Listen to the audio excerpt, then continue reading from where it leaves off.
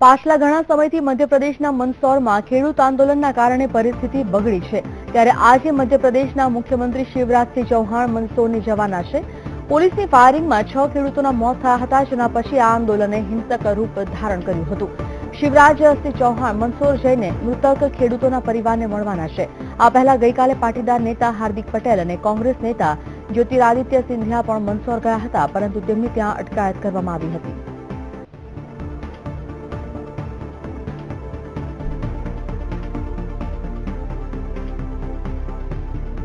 તો મધ્યપ્રદેશના સીએમ શિવરાજસિંહ ચૌહાણ આજે મંદસૌર જવાના છે। મંદસૌરના મૃતક ખેડૂતોના પરિવારજનો સાથે તેઓ મુલાકાત કરશે।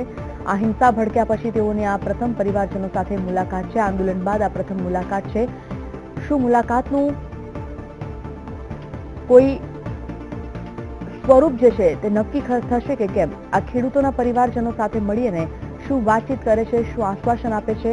જે હિંસા ધારણ કરી રહી છે આ આંદોલનની એક દિશા કઈ રહેશે, તે તમામ વિષય પર આજે ચર્ચા કરવામાં આવશે। સાથે જ આ ખેડૂતોના જે પરિવારજનો છે તેમને સાંત્વના પાઠવવામાં આવશે।